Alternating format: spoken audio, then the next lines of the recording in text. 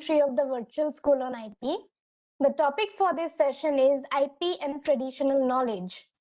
Our speaker for this session is Ms. Nupur Raut, who is currently a senior associate at Isaac and Jacob, New Delhi.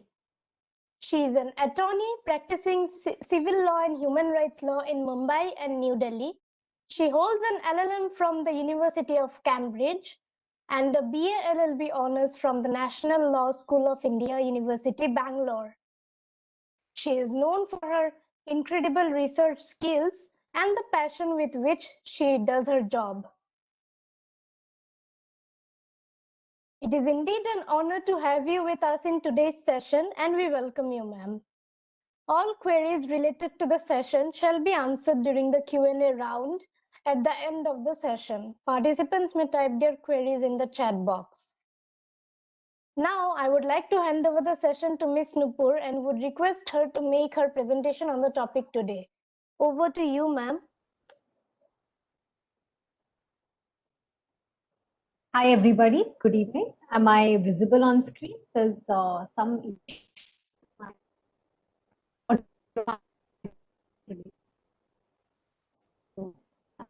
hi, everybody. Nice to be on call with you here today on today.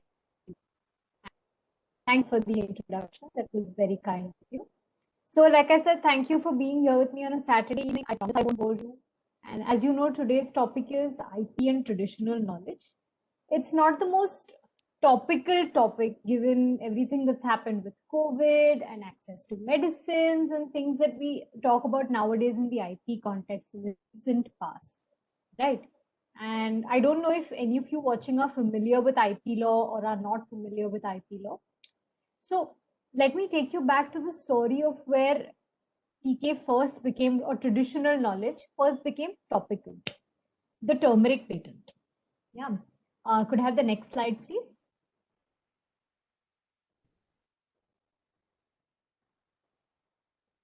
Okay, never mind. I'll just, yeah, okay, there it is. Yeah. So it's just the turmeric patent. There is nothing really to, it's to color my story. But yeah, there were two researchers at the University of Mississippi Medical Center claiming a patent over the oral and topical uses of turmeric. Now, a turmeric powder specifically to heal surgical wounds and ulcers. A patent, as some of you may already know, is an exclusive right to use something. So anyone who wants to use it for profit has to pay the patent holder. That's a very simplified understanding of what it means to have a patent. Now, turmeric is a household remedy in many houses in the Indian subcontinent, right? So how can you get an exclusive right to use something? Isn't that a bit strange? There's something that's so popular and so widely used. So the Indian government got wind of this, and the Center for Scientific and Industrial Research of the CSIR challenged the patent, the turmeric patent, out of what the chairman of the CSIR called national pride over its traditional knowledge. So the patent was ultimately revoked. There was a long battle and the patent was ultimately revoked. Since then, the Indian government has gone on a TK protection spree. That's a nice way to describe it. I mean, it may not be a bad thing, but I'll get to that later. Giving rise to the laws that we have today, right? So I hope it's clear in a nutshell what traditional knowledge is and why it became important. But is it really clear what traditional knowledge is? So let me get to that. I'm going to discuss it through four main questions today. What exactly is traditional knowledge? What is the definition? What is the commonly accepted definition for it? Whose traditional knowledge is it? How do we, in the law, currently protect this traditional knowledge? And is it the best way to protect that traditional knowledge? Yeah. Could you guys skip to slides 3 and 4 in succession? 3 is just a cartoon. Yeah. Indicating that, like, if you patent the most basic thing, then what's the point? But yeah, could you go to slide 4, please? Yeah. So these are the 4 questions that I'm going to look at today, and anything else in connection with traditional knowledge that comes up during the course of my talk. Yeah. So firstly, what is traditional knowledge? Is there some specific definition or some widely accepted common definition that we use? So there's really no definition at law on traditional knowledge. It's something that comes to us intuitively, sort of for the Hindi speakers here, nani ke nuske types of things, paste, herbal remedies, oral recipes, so on, that will pass down from generation to generation. So for the purpose of this talk, let's look at the definition propounded by the World Health Organization. Sorry, the World Intellectual Property Organization, the WIPO. Now, the WIPO's Intergovernmental Committee on Intellectual Property and Genetic Resources, Traditional Knowledge and Folklore defines traditional knowledge in a specific way. Could I have slide 5, please? The next slide. Just so it's a little bit clear. Yeah. Traditional knowledge as a broad description of subject matter generally includes intellectual and intangible cultural heritage practices and knowledge systems of traditional communities, including indigenous and local communities. Yeah. So, in other words, they say, this is a continuation which I haven't reproduced on the slide. Traditional knowledge in a general sense embraces the content of knowledge itself, as well as traditional cultural expressions. I think like songs and dances and stuff, they are cultural expressions, right? Including distinctive signs and symbols associated with traditional knowledge. Now, in the international context, traditional knowledge in a very narrow sense refers to knowledge that results from any intellectual activity in some sort of, traditional or local or communitarian context. And it includes know-how, skills, practices, innovations. And it can be found in a lot of different sectors: agriculture, science, technical knowledge, ecological knowledge, medicinal knowledge, which, as we all know, like I said, nani ke nuske are home remedies, and biodiversity related knowledge as well, which I will touch upon in the course of this talk. Yeah, that's pretty broad, right? Because even the WIPO, I think, doesn't have any one fixed idea of what traditional knowledge is. They also admit at some point in this intergovernmental committee, at some point in its paper, admits that there is as yet no definition of traditional knowledge, no accepted definition of traditional knowledge at the international level. Okay. Now, coming to my second question, can I have the next slide, please? Whose traditional knowledge is it? Very simply, the community. It's literally just two words. Because it's super simple. No one person has a monopoly over the right to use a home remedy or a tradition. The community at large has a right over this knowledge. Now, the size of the community, however, differs. For example, most of us must be using turmeric at home, right? So we are all the community. The whole Indian subcontinent is probably the community. But I can't go up to the Jivani tribe in Kerala, for those of you who have heard of this tribe, and tell them I have a right to use their home remedies to combat fatigue, right? So they've developed a very unique home remedy to combat tiredness, fatigue. I am not from Kerala and I am not from that tribe. So obviously the size of the community to which that traditional knowledge belongs is very, very different. It's quite small. The long and short of all of this is that it's the entitlement of a whole community and not just any one person. Yeah, hope that's clear. Now, coming to how does the law protect traditional knowledge? This is a little convoluted, this answer, because I'm going to delve into international law to make sense of it. Could I have the next slide, please? Yeah. So there's a bunch of legal documents, enactments that you can see on the screen. This is the Convention on Biological Diversity, the TRIPS, the Patents Act, the Biological Diversity Act, and the TKDL, which is not an enactment per se, but it's a library. So the first two are international instruments: the Convention on Biological Diversity and the TRIPS, the Agreement on Trade-related Aspects of Intellectual Property Rights. The next two are Indian enactments: the Patents Act and the Biological Diversity Act 2002, which has been inadvertently missed out in this slideshow. Anyway, And the last one is the TKDL, which is not really an enactment, and I will go into it in great detail because back when I was in college, I had actually studied this in detail for my IP law course. So it's one of my favorite topics. But yeah, so how does the law protect traditional knowledge? There is no international framework for it. I'm just getting to the international framework first and then the Indian one. Now, why have I put these instruments in my slideshow at all? Let me explain. The provisions of 3 international instruments form the basis of some sort of international obligations for what can be called traditional knowledge. But these instruments don't call it traditional knowledge. These are the Convention on Biological Diversity in 1992, which is the CBD, the Nagoya Protocol, which followed the CBD. You can look it up, it's interesting. It was signed in 2010, dated 2010, and the TRIPS, which was of 1995.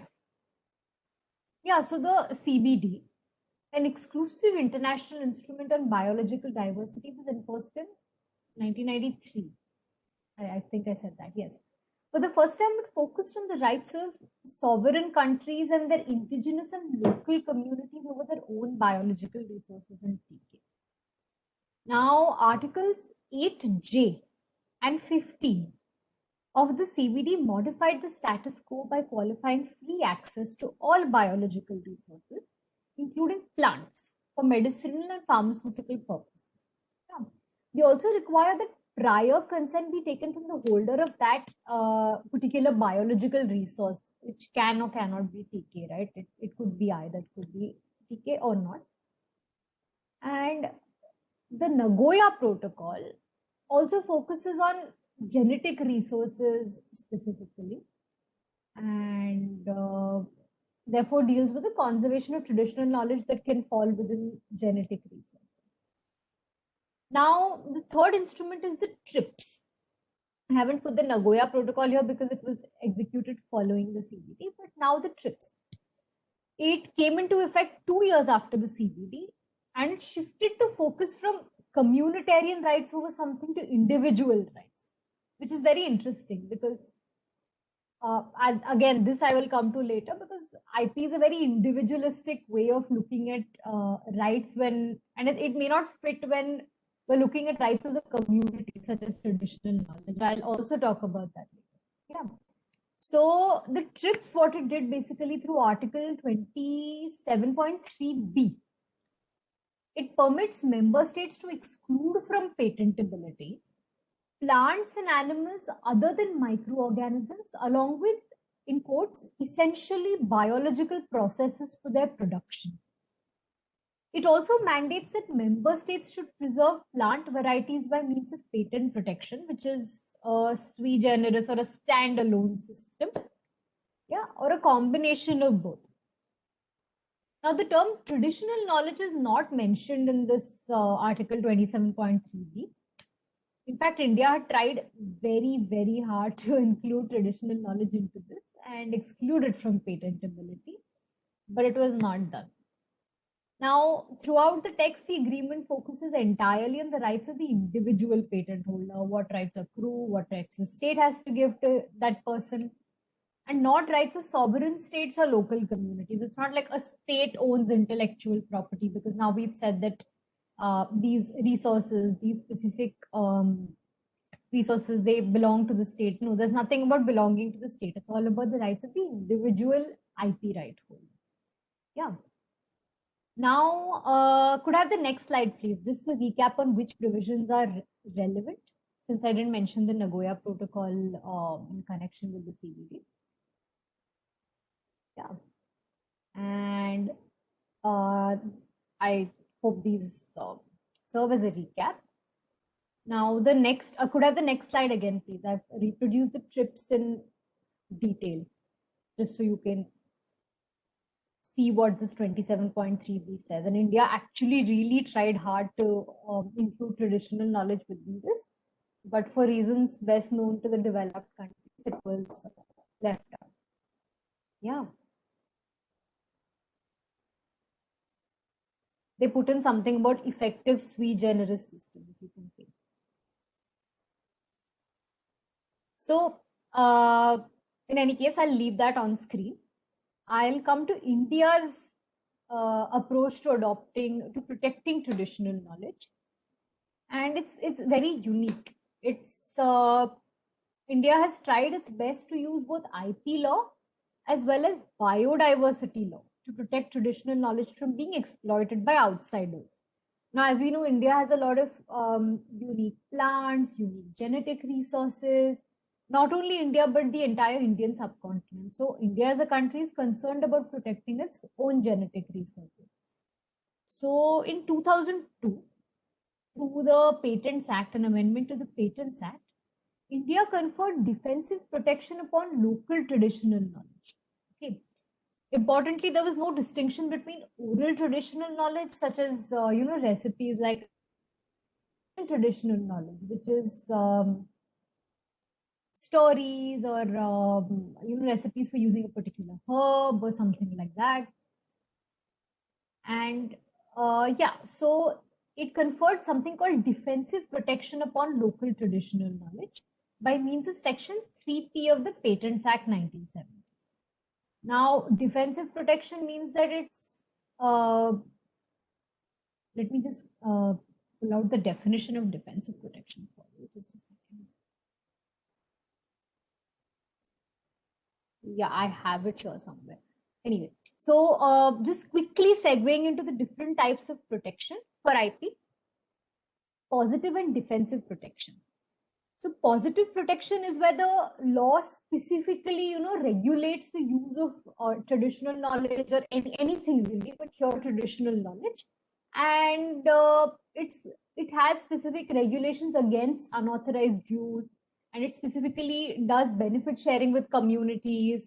So specific active things in order to conserve that traditional knowledge.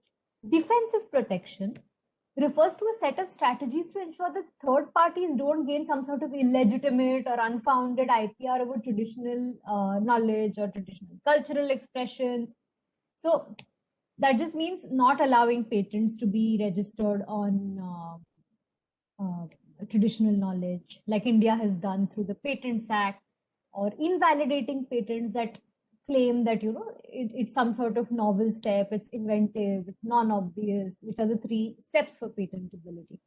That is defensive protection, which is you don't allow somebody to register a patent on this. So India has now excluded traditional knowledge from patentability. Okay. Just a second. Sorry. Yeah. Could I have the next slide, please?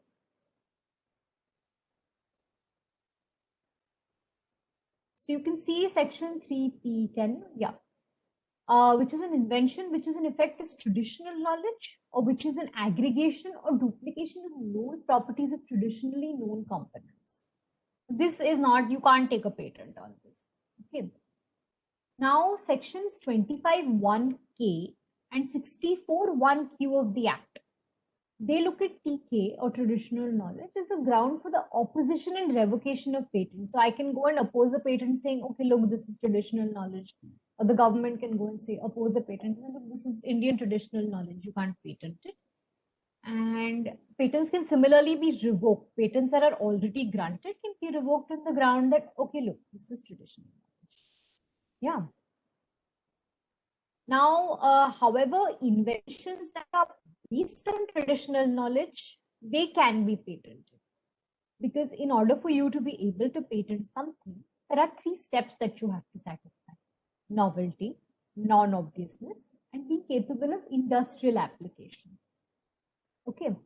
So inventions that pass these tests and they're sort of based on traditional knowledge but are not really using the traditional knowledge only, they're allowed. For example, an instance of this is the Jeevani drug, which was evolved by the TGBRI.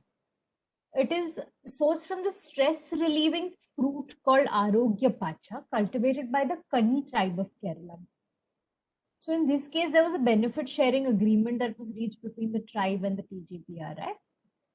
And therefore, the tribe's interests were protected because they said, our traditional knowledge is what you based your patented invention on. And they got it.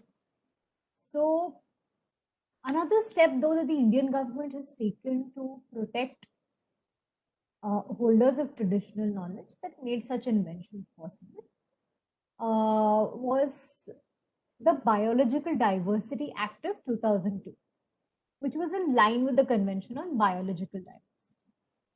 The Biological Diversity Act and the rules which have been enacted under it, they permit something called bioprospecting, which is government approved, stamped, sealed, authorized, regulated commercial exploitation of biological resources and any associated traditional knowledge. Now, this bioprospecting mandates that the holders of traditional knowledge be given a share of the benefits obtained by third parties who commercially utilize such traditional knowledge. It also requires approval from a national biodiversity authority in certain instances. And there's also a state biodiversity board, there's a biodiversity management committee. There are several actually. And this ensures, and this has a lot of participation from local communities who are the owners of traditional knowledge. So it sort of ensures that approval has been given by these communities as well. There's some sort of informed consent, if not approval, right? Also, the Forest Rights Act of 2006 specifically provides that IPR and traditional knowledge resources of the forest belong to the forest dwelling communities. Section 3(1)(k) of the Forest Rights Act. Could I have the next slide, please? I'll just recap which enactments there are in addition. Yeah, Biological Diversity and Forest Rights Act. Really? So that's really it. And in order to tie the Patent Act somehow to the Biological Diversity Act, the Controller General of Patents has released a set of guidelines to patent examiners and controllers on dealing with certain patent applications related to traditional knowledge. Each patent has to be screened, identified, examined. Certain principles are given. So in accordance with that, they have to do it. Approval has to be taken from the Biodiversity Authority when necessary. And any and all applications related to traditional knowledge should be published online.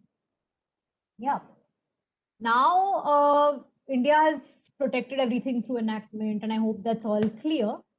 India has also done something which is so unique that other countries are looking to adopt the same model. I believe many have. I think Japan or someone has been working with India to develop the same model. I can't recollect. But India has something called the Traditional Knowledge Digital Library. Can I have the next slide, please? Yeah. That's their logo, Traditional Knowledge Digital Library. So in the late 90s, let me just go into the genesis of this TKDL and this turmeric issue, and there were some other patents. So things got very heated up in the late 1990s, and India was beset by a very unique problem.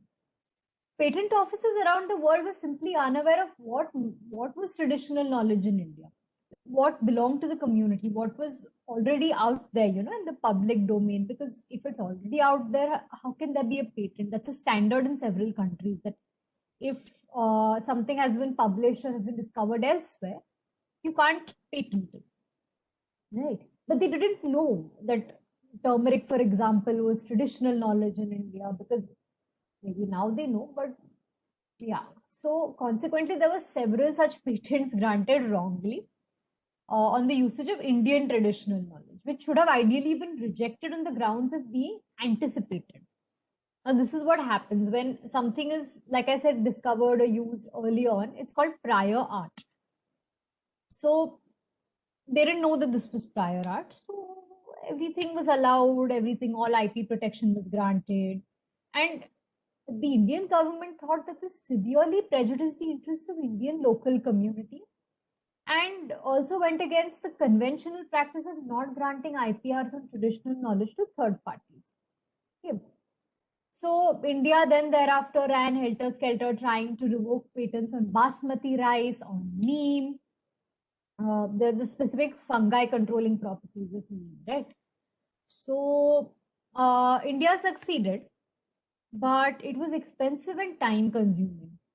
They had to go to the US Patents Office, the European Patents Office, and it was not a win-win also, because while okay, the traditional knowledge, the sanctity of traditional knowledge is preserved, no local communities were being compensated for anything, right? Because the Indian government was just losing funds on this.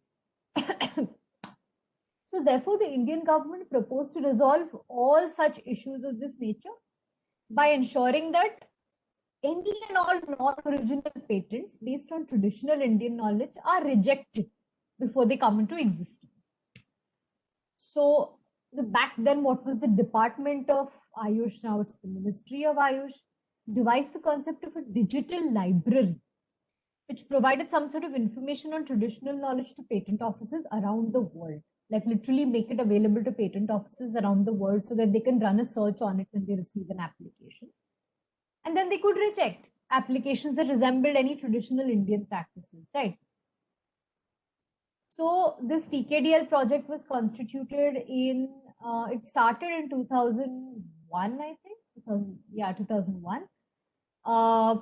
Along with the erstwhile National Institute of Science and Communication. Today it's known as the National Institute of Science, Communication and Information Resources. Right. So now, according to the Indian government, why was this happening? It's because most of India's indigenous knowledge was in texts, in old books. So all of these were written in local languages such as Sanskrit, Urdu, Tamil, Arabic, Hindi, so on. Now, due to this, they were not accessible to patent examiners in other parts of the world because they don't speak those languages, obviously. So they would not be able to verify that these practices were indeed a form, some form of prior art. So thereafter, now this TKDL team was set up, and they set about translating, adding to the database, and so on and so forth. And after 7 years, in 2008, India completed the first set of its traditional knowledge digital library database. Yeah. And presently, the TKDL has maybe, I think, over 75 volumes on Ayurveda. Wait, just a second. Yeah. 75 volumes on Ayurveda, 10 books on Unani, 50 books on Siddha, and 15 books on yoga. Now, it makes traditional knowledge more accessible by providing a database of the knowledge that is provided in these books in 5 international languages: English, French, German, Japanese, and Spanish. TKDL has also created a new system for classification called the Traditional Knowledge Resource Classification, or TKRC, based on and linked to the International Patent Classification, the IPC, which is on an international level.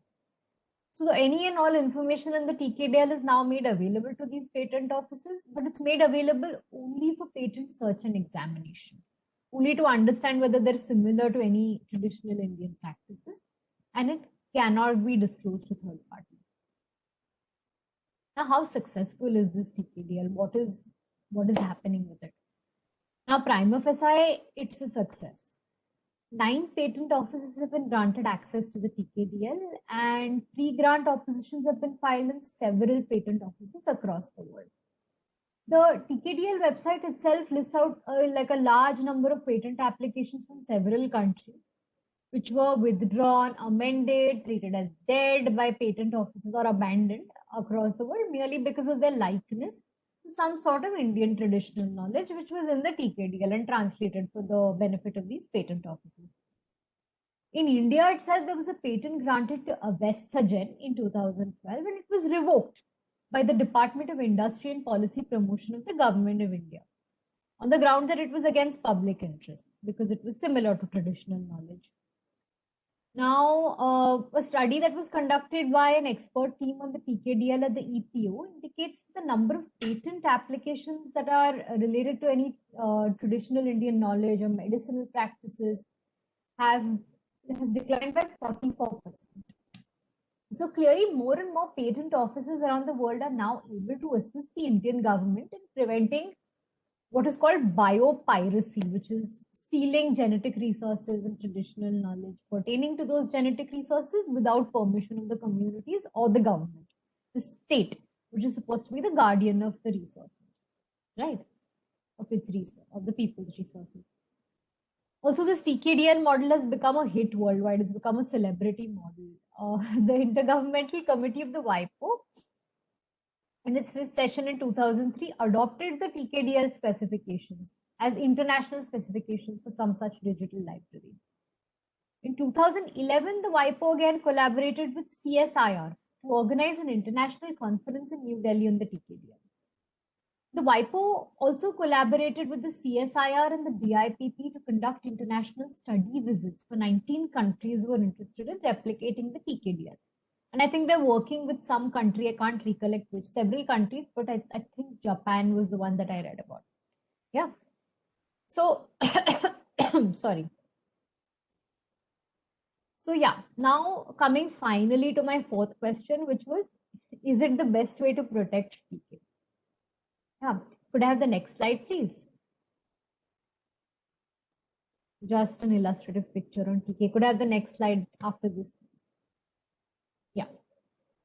So obviously I have some issues with this current system of protecting traditional knowledge.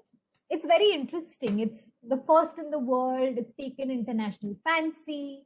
It's done so many good things, but according to me, it's completely infeasible. I'll tell you why. Sorry. Now, IP law as it is today in India, sorry, is an entirely Western conception of property. We have essentially imported a very Western framework of protection onto our laws. Not surprising because we got our laws from the British. And Western notions of property are very different from how many of us live in the Indian subcontinent. This is a basic difference that you and I have probably seen in our lives when, say, we went to visit relatives, we went to study abroad, or anything. When we went for a conference, we went to, some of us may have gone to work for some time there. So people in the West live very, very differently from us. Those of you, again, like I said, who have this sort of exposure in meeting relatives or like going abroad, you know how people in the global West live. They rarely interact with people as much as us. I'm not saying they're unfriendly, but it's about living on your own.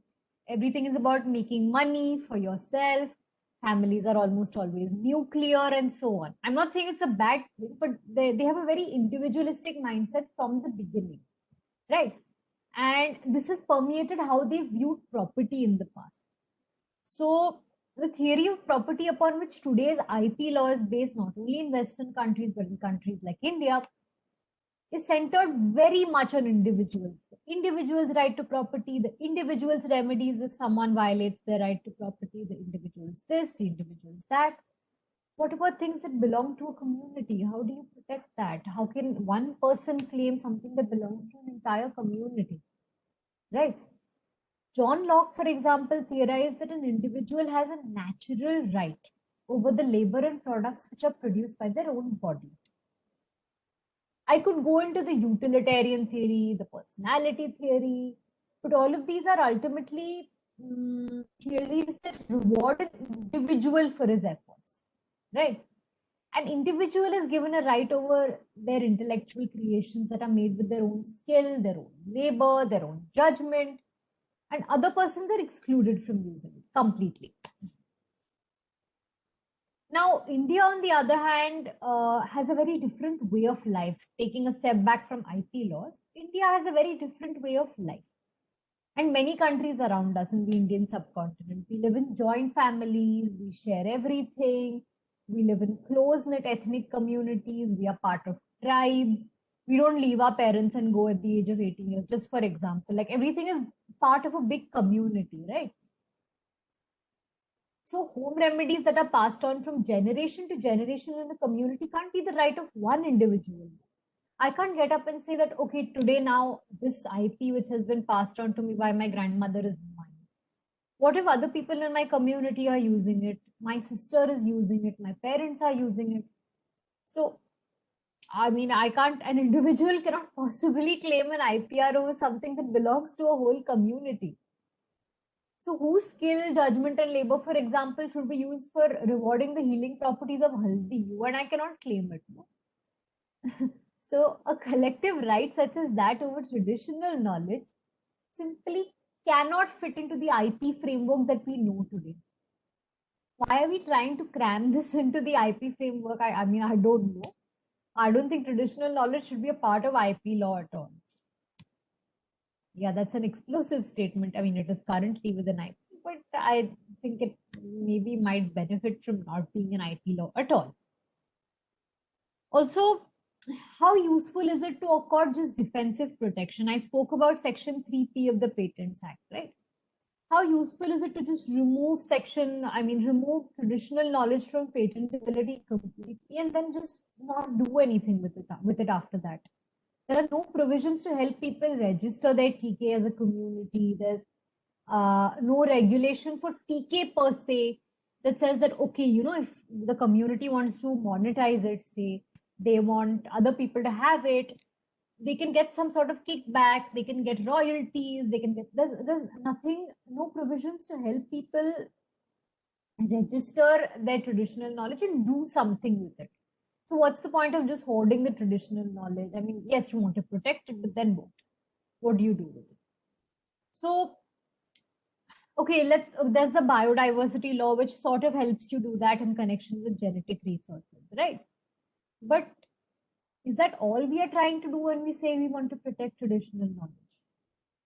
How much of traditional knowledge is not a genetic resource? So biological diversity deals only with genetic resources, right? What about songs? What about oral recipes? What about, I don't know, some sort of machines, I don't know, which aren't genetic resources, but are specific to a particular community. So there are some wooden working machines and certain types of equipment and culinary devices and all, which are specific to communities. So this doesn't come within genetic resources per se, right? So biodiversity law is also somewhat useless for a lot, if not most, of traditional knowledge, right? We need something stronger. That's my opinion. So India has done something, but yeah, we need something stronger. Now on the slideshow, you will see the second point, which says positive and defensive protection, a sui generis model question. Now, what is this positive and defensive protection? I have very briefly dealt with already in the earlier part of this lecture, right? That positive protection is something that allows the active exploitation of a resource by a community, which actively takes steps to help them register it, helps them monetize it, helps them do whatever they want. It's not just enough to prevent. Also, it also includes prevention, but also helps them access their traditional knowledge better, right? Them, us, whoever. Defensive protection. It refers, like I said, to some strategies that prevent people from getting IP law on traditional knowledge. And that's also not enough. If positive is good, great, we should have positive protection. But we should also have defensive protection, and IPR, the way it stands right now, just gives defensive protection. We need that positive protection as well. Somewhere holders of traditional knowledge can actively exploit this traditional knowledge. So why don't we adopt a standalone model, which is what a sui generis model means, a standalone model.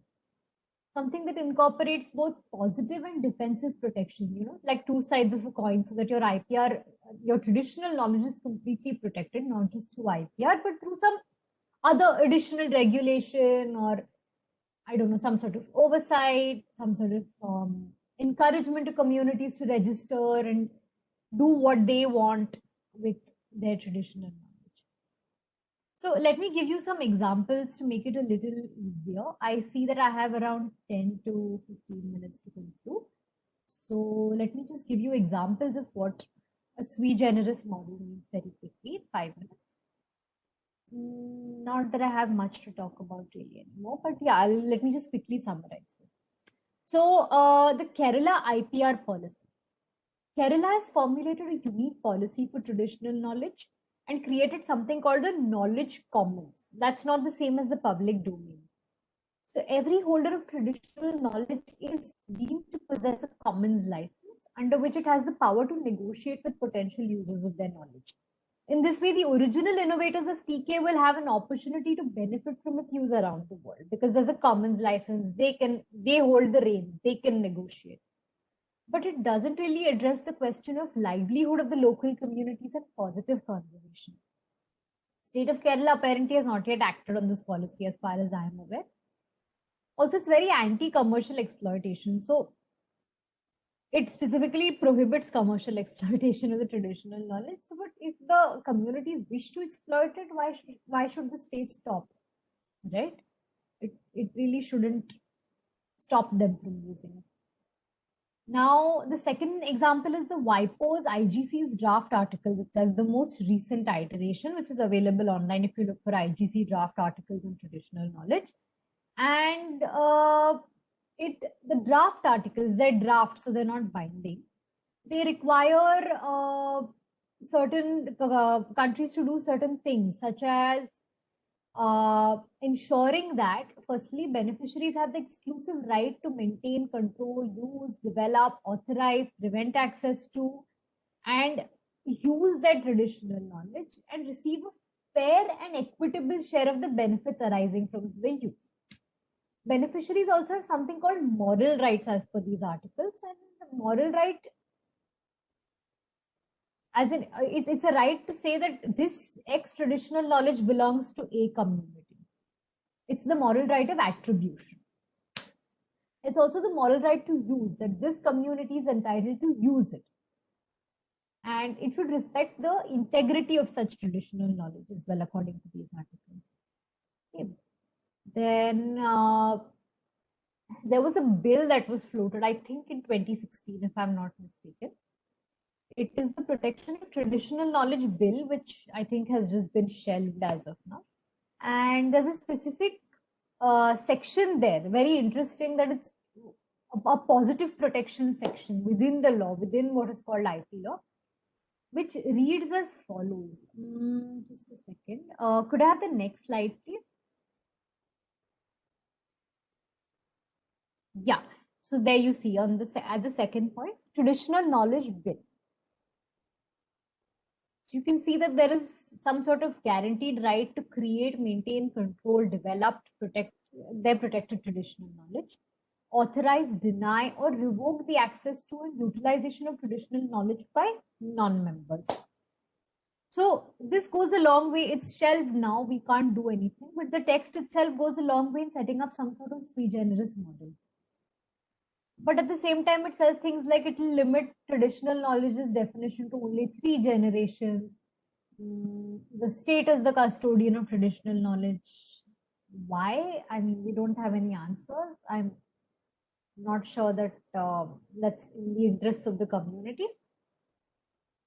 Yeah. So, but a sui generis model will go a long way in protecting traditional knowledge, that is for sure, because you can't do just with defensive protection or preventing others from taking it. You want to help communities grow their traditional knowledge as well. Yeah. So, but what about the TKDL now? Coming to this defensive protection that India has implemented in its laws and the TKDL, and it's such a unique model. Is it actually useful? Is it actually helpful? Can I have the next slide, please? Yeah. So I'm zooming to and fro, but the TKDL I think is important to touch upon, because once we establish, yes, that we need a sui generis model, I think we need to go back and see how India's unique system of protection is useful or not. I already spoke about how defensive protection is not enough, but specifically on the TKDL. So at first glance, it seems that it's an ideal mechanism for the implementation of these laws. And it does a good job of defensive protection, at least, because you see that there's been some sort of drop in the number of patents granted to things that constitute Indian traditional knowledge, right? However, it's been criticized on several counts. First of all, there's some sort of like thick wall of confidentiality. It's completely without basis. Its contents remain confidential, and that's a problem, because anything that's too confidential, it insulates something from scrutiny. So the entire project is insulated from scrutiny. I think too much exposure can be remedied by putting some sort of docketing system. So you can ideally make it public, but make only specific details public, which is what the traditional knowledge bill that was shelved, which was Shashi Tharoor's bill. So I've written in my notes, it's Tharoor's bill. But anyway, so too much exposure to the public can be remedied just by putting certain identifying details, in a docketing system or something. So you don't get access to the traditional knowledge, but you know that it's there. You know that these things have been put on the database, right? The second thing is, which is a problem, is the violation of existing copyright. Now, many of these works that have been translated and put up and as knowledge from ancient times, the copies which are relied upon by the TKDL themselves are translations, they're aggregations, or revisions of the original. And some of these have been published very recently, as recently as 2002.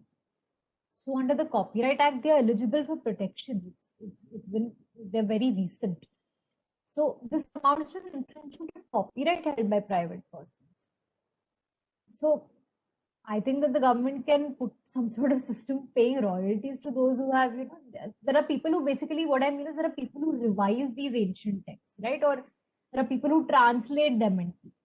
TKDL will read and they read a Hindi translation and they'll be like, okay, let's translate this to English, French, German, Spanish. So, but the person who has translated it into Hindi has copyright over his work, right? So, I mean, it's an issue which has been raised with the TKDL, right?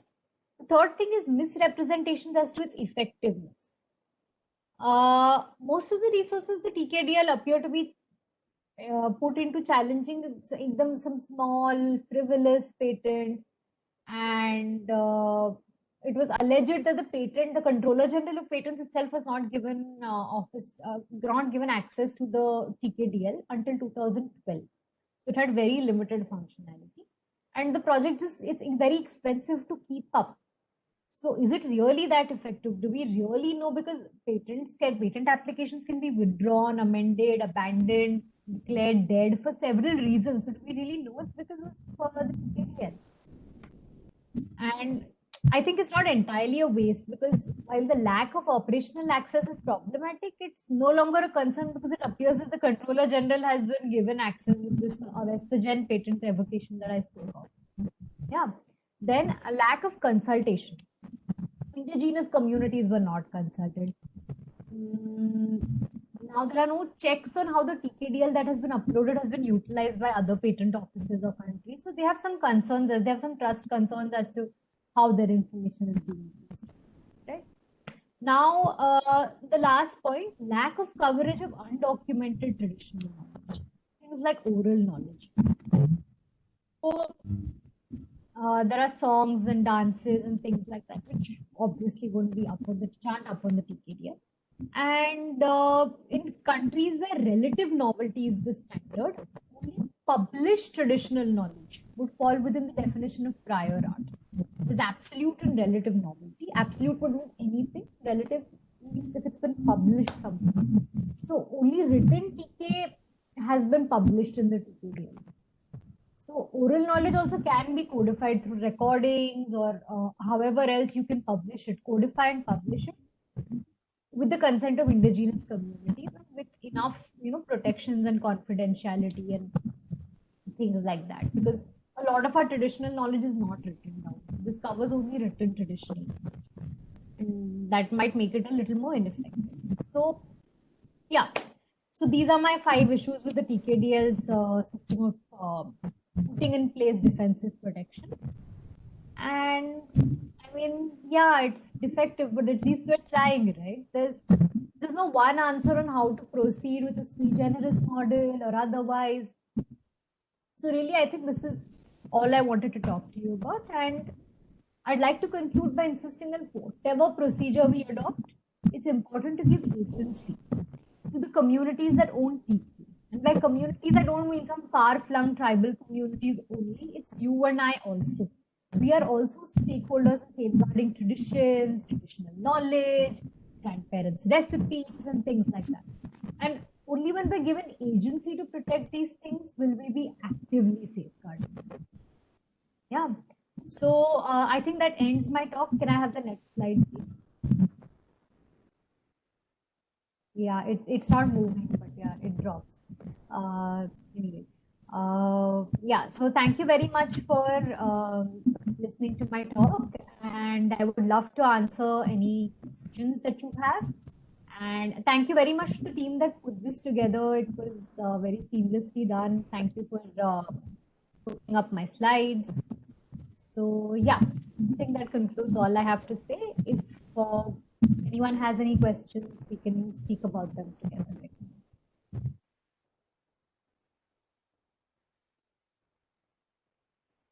Thank you so much for such an insightful session, ma'am.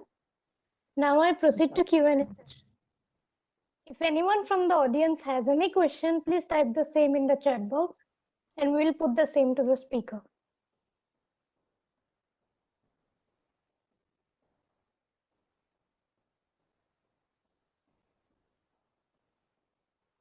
Ma'am, we have received a question from a participant.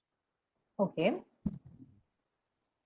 The participant wants you to throw some light on the basmati rice issue with respect to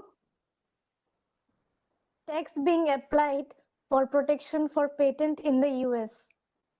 Are such instances increasing? So to be honest, I don't have a grasp on what is recently happening because my practice has taken me very far away from academic IP law. And yeah, so I mean, I honestly don't know if such instances are increasing, but the TKDL, the reports on the TKDL from the CSIR, which is manning the TKDL, are positive. So it seems like things have really improved, and it's just that I don't have any ground framework for reference really, because my practice takes me all over and not just to IP law. Yeah, that's an interesting question, and yeah, I don't think the TKDL was in place when the Indian government challenged the Basmati patent. I might be mistaken.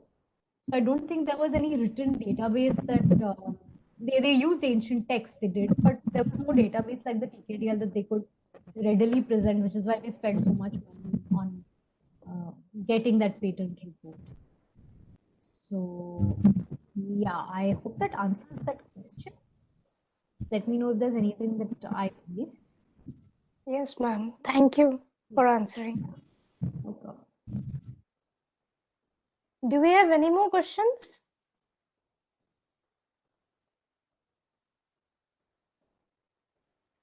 Ma'am, we have received another question from a participant. How are traditional knowledge and geographical indication related? Okay, so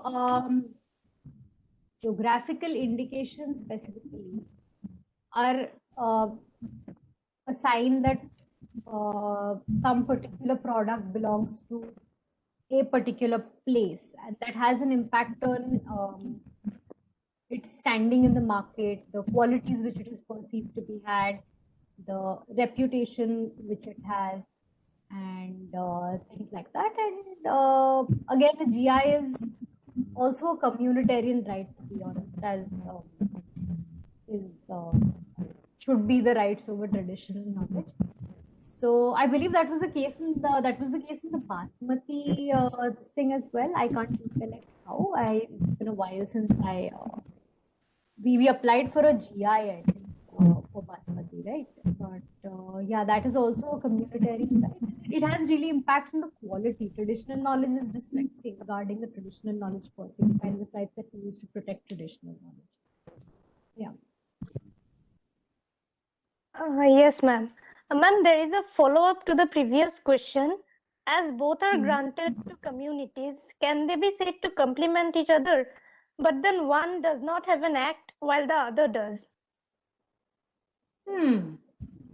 You're right about that, really, because GIs, they complement each other in the sense that I've never really thought about them complementing each other. Maybe I have, but yeah, they do. I mean, I'd love to hear the participants' thoughts on this as well. I do think that they complement each other. However, GI speaks more to the reputation of a product and its standing in the market rather than traditional knowledge. It's just protected per se because it's old. It has marketable benefits to an entire community and not really standing in the market as such.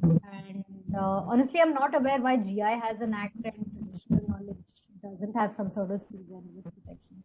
I don't think traditional knowledge should even be put within IPR because it's really protecting it. So GI tag will give you that indication that you, I don't know, bought a Rasgulla from Orissa, West Bengal, depending on which product you buy, and has specific distinctive qualities or characteristics. You know what you're purchasing. But traditional knowledge is not the same. It's about the question of whether to accord somebody a right to monetize it or not. So it's a little different. People who own it. Yeah. Absolutely, ma'am. Do we have any more questions from the participants? I guess there are no more questions. Thank you so much for addressing the questions, ma'am. It was wonderful having you in today's session. Thank you, ma'am. Thank you so much, Mona Lisa. Thank you, everyone. Thank you, ma'am. Thank you, everyone, for being a